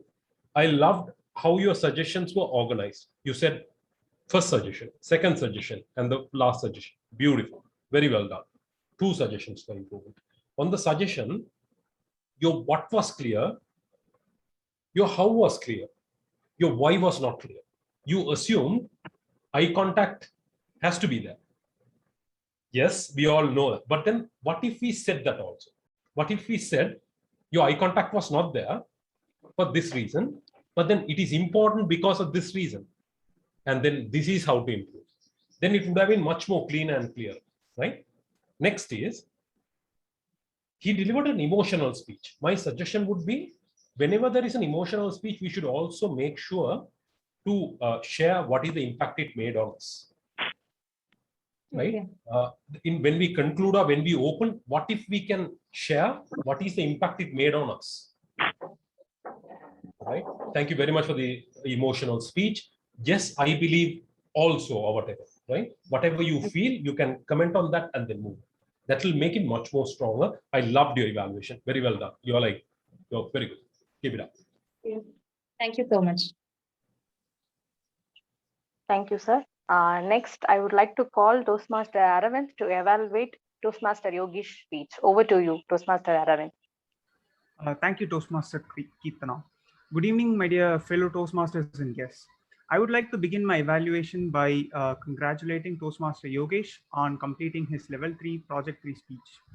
I have segregated my evaluation into 3 parts: areas where Yogesh excelled, and areas where he could work on, and areas where he could challenge himself. So the areas where Yogesh excelled. Yogesh, your speech title, Wake Up Call, was pretty apt, and it was a compliment to the title, and you promised on delivering things that are related to your speech title, which was pretty good. And the words you used were pretty much encompassing the things that you faced in your life, the whole negative bias and your nihilism and cynicism were visible in your speech, and how your inspiration drew from that, and how you wanted how you wanted to change your life for the better. So I was able to see that, and the way you began your speech with a quote was amazing too. So your speech reminded me of the half full glass and half empty glass theory, and you wanted your audience to look at the half full part of the glass, which is pretty amazing. So you also quoted a proverb in a different kind of way. An ideal mind is the devil's workshop. So instead of using the idle mind, an ideal mind being overthinking can end up being bad at some times. So you also quoted it, which was pretty amazing. And your confidence throughout the entire speech was something that I could behold at all the time. And it takes a lot of courage to talk about mental health issues on Toastmasters Club and speeches especially, and how you overcame it. It's nothing short of an underdog story. So now let's come to the parts where you could work on. I could see that you used tonal variety at times when you were inspired to get out of the slump, but I could not see the tonal variety when you got sad and when you were at the lowest part of your life. So I wish you could work on that. And I was able to connect with you and empathize with you for the moment. And but the objective of the speech was to inspire the audience. So am I inspired? That's a question that I have to ask myself again and again, because there are a lot of variables over there. And the third thing I would ask you to work on is to be more interactive with the audience, because by asking more questions and making the audience think, you can inspire them by that way.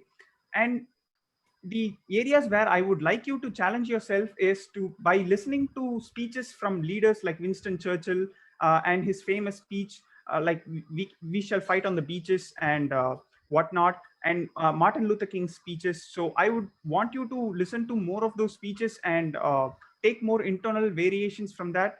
And your speech did an amazing job in letting the audiences connect with you. And I would suggest you to and with my suggestions you could be an even more better speaker. So all the very best for your next speech, and over to you, Toastmaster Keetan. Toastmaster Aravind, you did a good job also. I liked your evaluation also. I liked the first thing that I really liked is the fact that you're relatable. You don't come from a place of I am better than you, and that is what I liked. You speak in a manner that I'm here to help you, which is great, which is fantastic for an evaluator. Here are a few suggestions. It comes from the ideas that I suggested, the what, why, and how, right? In the strengths, your what was very clear. You spent a lot of time explaining the what, but the why was not clear. Why was not as clear as the what. Why you think that was his strength was not, right? In the suggestions, what and why were very clear, but the how was not clear, right? How will you in detail improve it? I think that is something that you have to improve also. Next is have the organization in such a manner that you tell us how many points you're going to make, what is the first point, what is the second point, what is the third point, because you also have this, you tend to explain it in greater detail. The points might be lost in that process, right? So my suggestion is make sure that you say what, why, and how, and also you have the strength of words. You can make somebody feel that you are on their side. So very well done. Pause in between, organize it in such a manner that it's easier to understand. Thank you very much. Good luck. Thank you. Thank you, sir. And next, I would like to call Toastmaster Maitree to present her evaluation report on Toastmasters Yogesh speech. Over to you, Toastmaster Maitree. Thank you, Keetana. Good evening to everybody.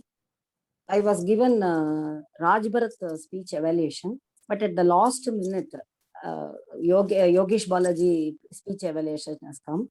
But I have no regrets because they have not removed me from evaluation speech. For that itself, I am very happy and thankful to everybody. First, since I know Yogesh Balaji in our meetings, his way of simple presentation is always there in all his speeches. And he has given his own inspiration story, and it is well written, and he has presented in a very, very simple manner. That itself would have captured the mind of all human beings, because he has given an example of negativity and positivity. That is a typical of human nature. The next is in his narration, a typical of youngster story also he has given. That youngster story, normally all the youngsters will be of this type only, and everybody will be like that in their normal life also. So the wake up call given to youngsters is a typical and a normal example story, but it has really had inspiration, at least to Yogesh Balaji, because normally youngsters want to get inspiration from other people's stories, but he has given his own example for that inspiration.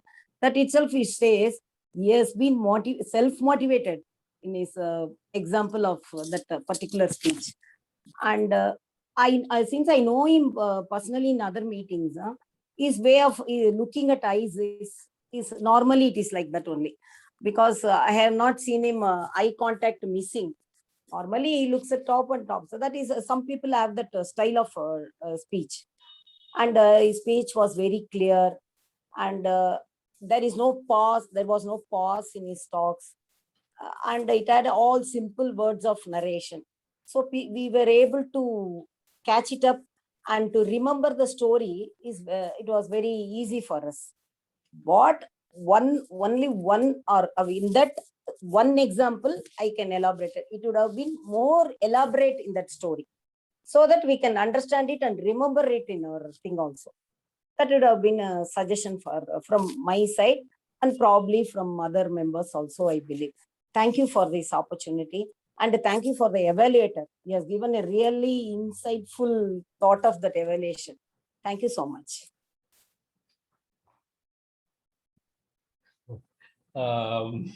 This is a very difficult evaluation for me to make. I'll tell you why. Because this doesn't sound like an evaluation. What it sounded like was a mother speaking to a son. So this is very difficult to evaluate something like that. You don't go and tell a mother, this is not how you should speak to the son. So what I felt was, it was very heartfelt and very kind and all of that, which I think was amazing. So now a mother's feeling is always to protect the son. So you are like, no, his eye contact is nothing wrong with his eye contact. He only looks up and talks. What is the problem, right? So this is like this. So this is not an evaluation, but this is like a feeling of a person protecting somebody else. Amazing. I loved it in that way. So I can't give you anything, but then I will only tell you that what if we in the future use what, why, and how. I think that will help you to grow beyond. Nobody is better than mothers anyway. Don't tell my father, or don't let any fathers know. But then I think if you are to become a better evaluator, have this emotion and also add a little bit of logic, would be to use what, why, and how. Thank you very much for that. Wishing you the best. Thank you, sir. I will quickly run through and give the suggestions I have for Yogesh. Yogesh, I like how emotional the speech was, and your transformation was amazing. So I wish you the very best to grow even beyond, right? Amazing. Clasping could improve. The pace at which you speak could improve also. Try to make sure that you speak at a pace that is followable. It felt as if you are running through. It might be misunderstood as if you are reading from a script. So my suggestion is to reduce the speed. Third is, it was such a difficult concept. So my suggestion would be to give examples that are detailed, rather than trying to cover a lot of area, cover a small area with a lot of examples. So whatever we understand better, right? One. Next is, focus on evoking emotion. So what if when you began the speech, you began with evoking emotions of your personal transformation? Because that is what makes it relatable very fast, right? So my suggestion to you is evoke emotions first and then bring the logic. When you bring the logic first and then emotions later, what happens is people who sign off will never come back. When you bring in emotions, we can relate quick, and then when the logic comes, it will be easier. Very well done. I loved how the great transformation you have had, and then also the courage for you to come and speak up here. Very well done. Thank you very much for the opportunity. And before I know I'm signing off now, I will have to also thank a few people have joined from who are friends and people from Sri Lanka also. Thank you very much for that. Even Numan from I think Saudi joined. So thank you very much for joining. Thank you. Take care.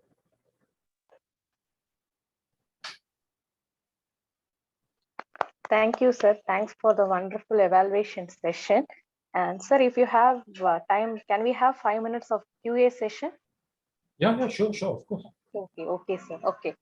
So in this meeting, we witnessed. And I'm sorry, I think Johan also from Sri Lanka has joined and still staying here. A few people from Sri Lanka joined, so thank you very much for that. So we all witnessed the different positive emotions today. Ambitious speakers with self-reflected script, friendly and refreshing session, excited evaluation, and visible suggestion. And what next? The yellow color is left, right? Yellow color reflects the curious. So we are curious to ask some question to our special guest, right? So it's your time. We have 10 minutes of time for QA session. So timer, please be note, and the stage is open to all the Toastmasters and guests present here. If you have any queries or if you need any suggestions related to evaluation thing, please feel free to ask our guest. The stage is yours. Hi, sir. Can I ask about? Yeah, feel free. But it may not be related exactly to Toastmasters, but sorry, I can't hear you. It may not exactly be in sense with Toastmasters, but broadly in the sense of feedback. I'll just go ahead and ask the question. I have a lot of friends in the recent days who talk about sensational topics, or rather topics of debate, politically or religious or of any of that sort. Often when I disagree with them, it's hard for me to tell them that I disagree with them because they're friends. I just keep numb, and it might apply to Toastmasters sometimes, but how can I give them my opinion or my feedback without staying numb, but also without hurting them? Okay. I am a guy who loves to be part of arguments also. So I'm the worst person to suggest on this. But here is what I have learned over the years. Because we can always use logic instead of emotion. Right? So rather than arguing whether God exists, we can argue on whether what is the height of let's say a person or a mountain. Whatever is provable, you can enter into an argument. But then if you want to argue on something that we don't know, what can we do? What's the point? You can be also correct, I can be also correct. So it's a waste of a time, right? So when providing feedback, I only, like even at work, I don't talk about people and say that you're not efficient, useless. No, we only talk about how they use time, or what are whether they met deadlines or whatever, rather than saying you're a great speaker. What's the point? Nobody can prove what is great. But rather than you can say what are the points they made. Rather than saying what an amazing speech, what's the point of that? We can't prove whether something is amazing or something is not. So my suggestion is always focus on what logic is and what is measurable. I will only involve myself in discussions when or arguments when it is measurable. If it's not, then I can be correct and you can be correct and anybody can be correct also. So why waste time? Sir. Hi, sir. Yes. Aravind Srihari here. So I'd like to ask a question. So you stated that being euphemistic and using positive language suggestions are very significant in change in making them bring that change about by themselves. So sometimes in order to think, we have to risk being offensive, right? So how do we, use positive language and instead of completely avoiding suggestions, how do we use positive language to change that offensive statement, which could be offensive, into something that the person could comprehend it and follow it willingly, like instead of making it as an offensive statement, like My goodness. I only hope one day I will have the vocabulary that you have. Half of the word you said, I don't even know what it means. So what I will answer the question that as if I understood. Okay. What I'll say is, yes, it is true that when we are signing up for evaluation or feedback, we are signing up to offending people. But we don't have to really offend people, because we can always use words positively rather than saying, could have organized better, or rather than saying organization was not good, we can say organization could have been better. And you saw how I dealt with Toastmaster Maitree. I couldn't have evaluated her evaluation in any way possible. I couldn't have, because that was not an evaluation, but it was a conversation. So how do you evaluate a conversation? Impossible, right? So how do I deal with it? I deal with it through emotion, because she was delivering not logic but emotion. So I deal with that in that way, right? So we have to wear many different hats in order to deal with it correctly, because if not, what happens is we don't know where they are coming from, right? So it's easy for us to say what an amazing transformation to Yogesh, but we never know what the pain that they have gone through. And we have this tendency to say, you could have been confident enough. Your language is not great. But those are empty words. We have to be better than that, because we don't understand where they come from. So my suggestion is use words in a way that will make them feel comfortable and acceptable, right? So always, I think one Toastmaster said we. She used a lot of we. So my suggestion is use we a lot. You and I are in this together. That is the feeling that we should have. So yes, it is going to be offensive. Can't help. You're giving somebody suggestion. Like, I'm going to walk somewhere and somebody's going to come and say, why are you fat? What can I do, right? But where do you draw the line between honesty and openness and using positive language? Like, amazing. See, people think to be honest is to be critical. If I don't say you have to work on it, or you don't do this at all, then it's not honest opinion. Why can't honesty be said in a humble manner, right? Why can't people say, like, this is what I saw, this is how you could improve, in an humble manner? Doesn't mean that it has to be aggressive. It doesn't have to be aggressive. It doesn't have to be aggressive at all. In the sense, like, people think, now see, this is a game that you have to play. If we focus on what other people think, you will never be an evaluator, speaker, nothing, right? We can't focus on that. So what is to whom are you honest to? To you, to the audience, or to the speaker? I always try to be honest to myself. If I can say something that I honestly feel in the manner that is as easy and good as possible, I think that is success, right? So yes, you are going to offend, but then offending is not the proof of honesty. Yeah, that's what I. Now good questions, amazing questions. Beautiful. Amazing vocabulary also. Thank you for the compliments again. Any other questions? Amazing questions, by the way. Amazing. Yoga, thank you for being with us this evening. One quick question. Now, in pathways, we have different kinds of paths. What would you suggest on how to tie up that particular path to the project objectives? Because if you download the project objectives across all paths, the evaluation sheet seems to be similar. But as an evaluator, how do we tie up the path and the project objectives? So whoever is an evaluator, thank you very much, DTM Suganti. what I tell all my mentees is that if you can get hold of the competent communicator manual, get hold of it, and then read that manual once, at least the major points. That will give you an idea of where to look. Now the problem is a lot of evaluators don't know where to look. If you are starting with pathways, you really don't know where to look, because problem is pathways manual doesn't teach you what to look for. It doesn't help the evaluator. It only helps the speaker.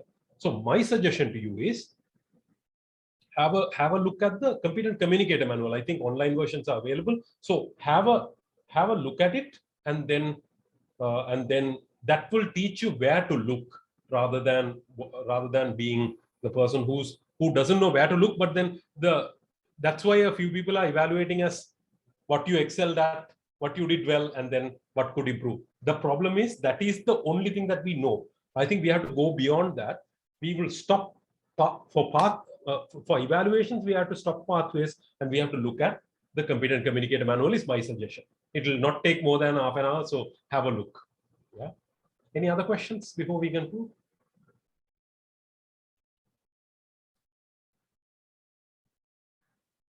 No? That's fantastic. Thank you very much for the opportunity and opportunity to speak to you. Yeah, thank you. I'm sorry, Kitna, can I have a question? Yes, Jayath, I can. Yeah, thank you. Actually, as you say, what, why, and how, right? What I could say, but why also, okay, I can relate and explain. But on how part, if I don't know how he can improve, in that way, what I can do? No, but you will always have an opinion, no? Yeah, but like, that would let's take an example. Give me an example. Any example. For example, I'm in a meeting. I feel disturbed with my kids. I don't know how to improve that. How will I say? No. Then you have to focus on the why, because your objective for them is not to come back. So on a speech, it's different, right? Like on a situation, we have to focus on why.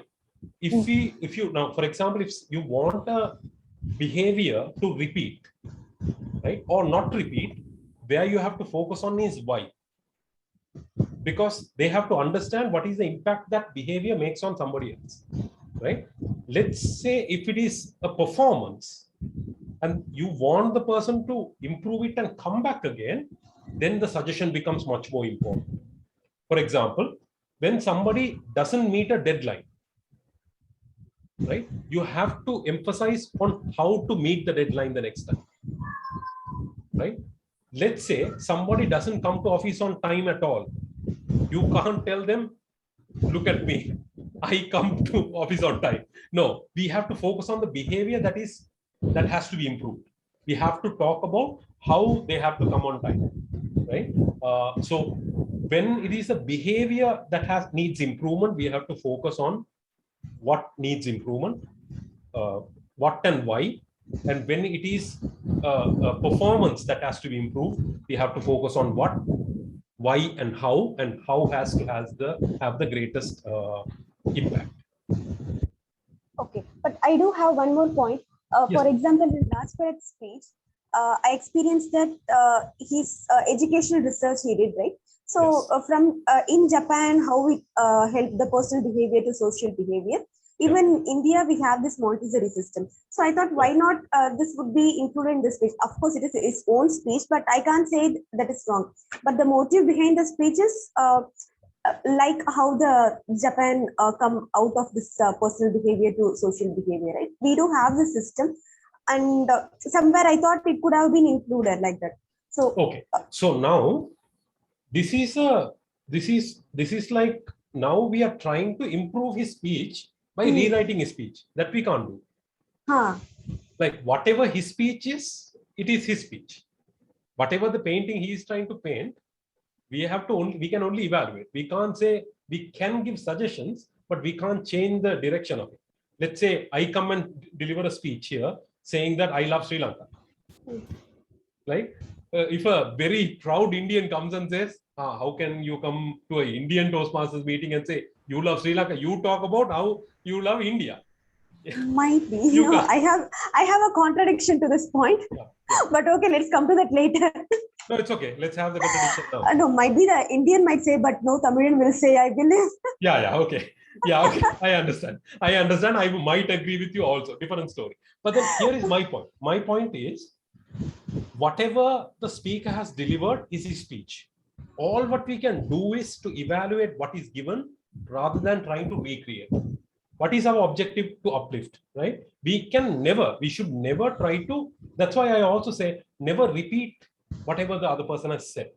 Never ever feel the need to change the speech, right? So we can't say, okay, so now why only India? No, we are an international audience today. No, there are people joining from Saudi, there are people joining from here. So we can also ask, why did you miss Saudi? Why did you forget about Sri Lanka? We can't. Then he will never be able to deliver a speech. So the niche that he selects is his soul. The speech he delivers is the idea that he shares is his soul. We cannot touch that. But how to improve that within the niche is our objective. Yeah. Thank you. Thanks. Thank you, Jayarada, and thank you, sir.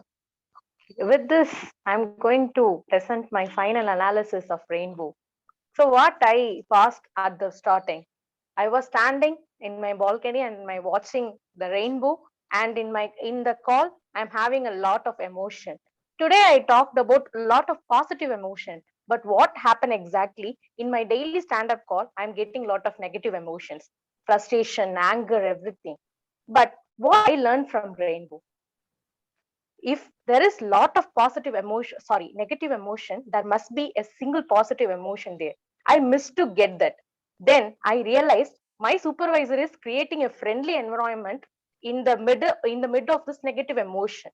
So once we admire the beauty of rainbow, it vanished in a minute. Likewise, the negative emotion also get vanished. So start to admire your positive emotion rather concentrating on negative emotion. This shall too pass. இதுவும் கடந்து போகும். Admire your positive emotion and everything will be all right soon. So with this positive note, I am wrapping up the TMOD session and handing over the control to General Evaluator of the Day, Toastmaster Padmanabhan. Over to you, Toastmaster Padmanabhan. Thank you, TMOD. Shall we quickly call the timer to get his report? Timer. Good evening, everyone, once again. So now I'm going to present my timer report. Toastmaster Raj Bharat in his prepared speech taken 7 minutes and 15 seconds. Toastmaster Yogesh Balaji took 6 minutes and 21 seconds.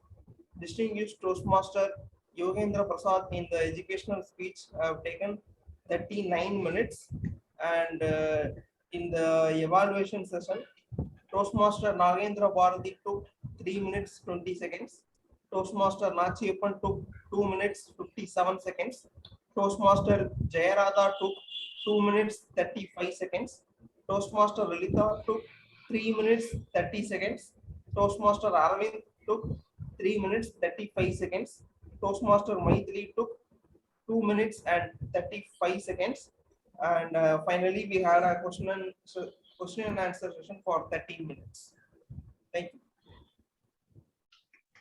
Thank you, Toastmaster Venkata. For the time being, the Accounter and Grammarian report will be presented offline.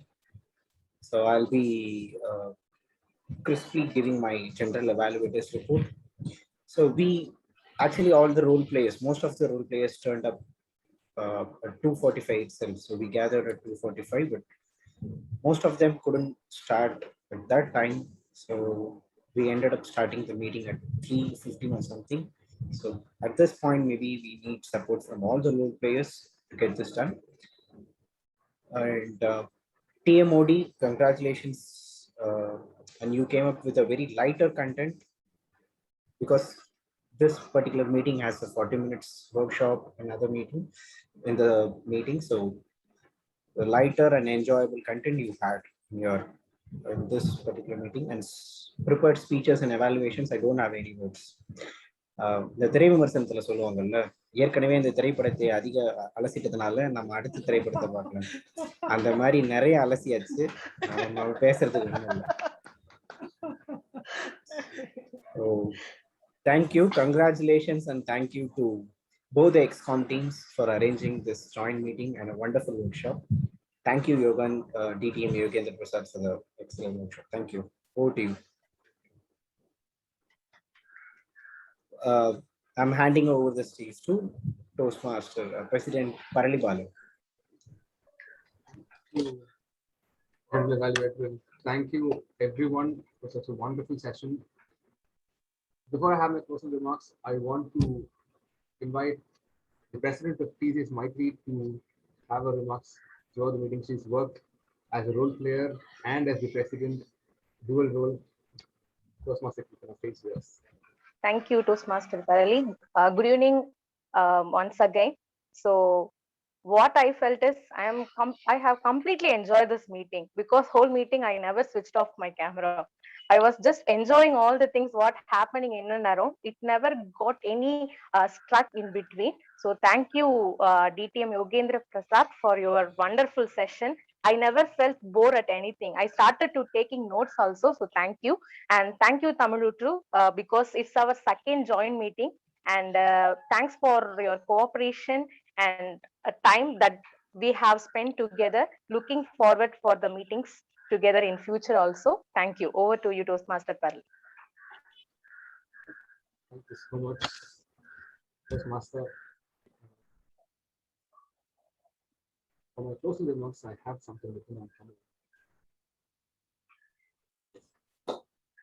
உப்பு இருந்தால்தான் உணவு சுவைக்கும், நட்பு இருந்தால்தான் வாழ்க்கை ருசிக்கும், அவ்வப்போது இணைந்த கூட்டம் நடத்தினால்தான் நம்முடைய மன்றங்கள் சிறக்கும். அப்படி நாம் இணைந்து நடத்திய இந்த சிறப்பான கூட்டத்திற்கு வருகை தந்த உங்கள் அனைவருக்கும் இடமார்ந்த நன்றிகள். A special thanks to DTM Shuganti, to TCS Maitree Club, Tamil members, and a very, very special thanks to DTM Yogendraprasath from all the way over from Sri Lanka, and giving us not just a wonderful session, but also evaluations and taking the time out to answer questions in the end as well. Thank you so much, sir. I will have the poll for best role players, taboo players, and speakers up now. Since we had a learning session in the evaluation part, we will not have an evaluation poll up.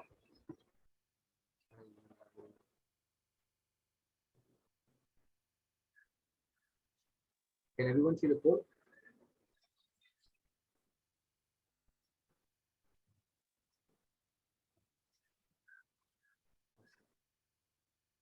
In the meantime, we can receive guest feedbacks.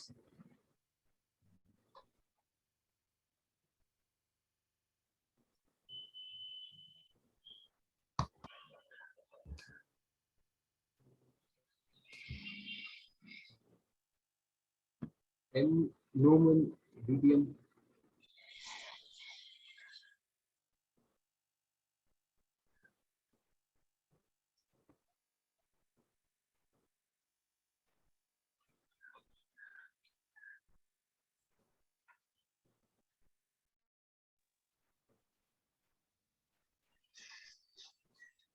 All right, so we have the results.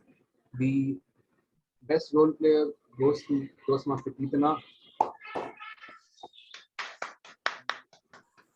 Best tag role player goes to PM Venkata. And the best speaker,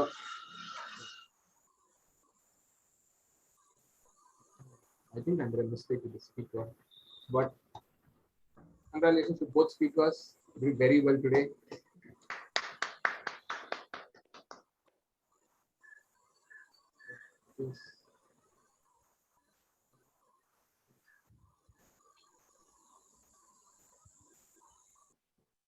It's only when we clap with two hands, we make a noise. Even if you want to snap, we need 2 fingers. Two clubs joined together and made a wonderful meeting. And thanks to all the guests, all the way from Sri Lanka, and a special guest. With this, I adjourn meeting number 230 for Tamil and meeting number 558 for TCS Maitree Club. Thank you all. Have a great Sunday. See you soon.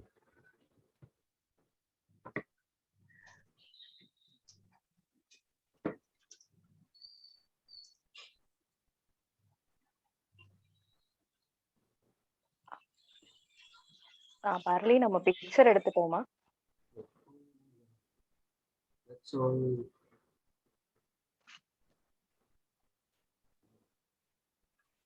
A few people have switched off their cameras. Please switch on the cameras. You can take a picture.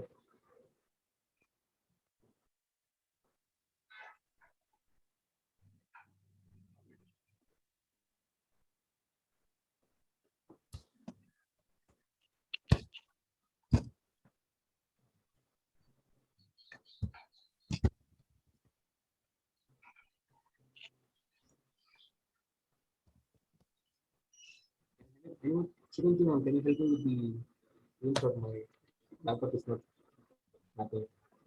Yeah, sure. I'll take one. Okay, here we go. 1, 2, 3.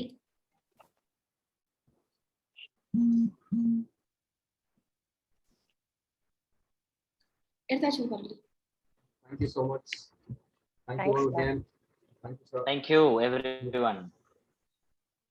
Such a wonderful interaction. Thank you so much. We also have an Area B2 Council workshop, which is underway right now. People who are interested to join can please join. I will put the link in our group. So, varala. Thank you so much.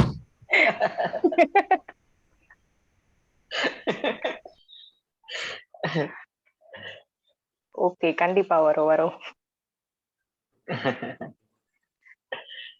Selvan sir, hi sir. நான் உங்களோட பெரிய fan. எனக்கு last year வந்து எங்க கிளப்புக்கு நீங்க வந்திருந்தீங்க. So உங்களோட டீச்சருக்கு love letter கொடுத்த அந்த ஸ்டோரி சொன்னீங்க. ஸோ எனக்கு உங்களை பாக்குறப்பெல்லாம், அப்புறம் வந்து உங்களோட ஃபிளையர்ஸ் வந்து சிஎஸ்எஃப்ல வந்து ரிலீஸ் ஆகுறப்ப எல்லாமே வந்து எனக்கு அந்த தாக்கம் தான் தோணுது. ஃபுல் கதையை சொல்லாம நீங்க இது மாதிரி பாதி சொன்னீங்கன்னா எல்லாரும் தமிழ்ல சொல்லவே இல்லை சார். தமிழ்ல சொல்லவே இல்லை சார் இந்த கதையை. தமிழ்ல ஏமாத்திட்டீங்க. முழு கதையும் சொல்லாம டீச்சருக்கு லவ் லெட்டர் கொடுத்தேன்னா அதுல ஹியூமர் இது எஜுகேஷன் சிஸ்டம் கரெக்ட்டா? எஜுகேஷனல் சிஸ்டம் எடுத்தீங்க சார். ஸோ உங்களை பாக்குறப்பெல்லாம் எனக்கு அந்த கூஸ் பம்ப்ஸ் வந்துரும். ஓகே, ஆக்சுவலி நீங்க ஜாயின் பண்ணோன்னா எனக்கு ரொம்ப வந்து அது பேசணும்னு தோணுது. ஆனா வந்து எனக்கு ஸ்கிரிப்ட் மறந்துருமேன்னு அதை எதுவுமே பேசாம அமைதி. இல்ல, எனக்கு ஆக்சுவலா நான் நடுநடு நானே டிஸ்டர்ப் அதிகம் பண்ணுவேன். பட் இன்னைக்கு எங்களுக்கு நடுநடு நிறைய ஒர்க் வந்துகிட்டே இருந்தது. அதனால ஃபுல் டைம் இருக்க முடியல. கொஞ்சம் தான் பார்க்க முடியுது. But thanks sir. Thank you. பார்த்தா ஒரு மாதிரி ஹாப்பியா இருக்கு. ஏன்னா நான் ஃபர்ஸ்ட் அட்டெண்ட் பண்ண செஷன் கெஸ்டா இருந்தேன் இப்போ என் கிளப்ல. ஸோ அது இன்னுமே எனக்கு மறக்கல. அந்த தாக்கம் இன்னும்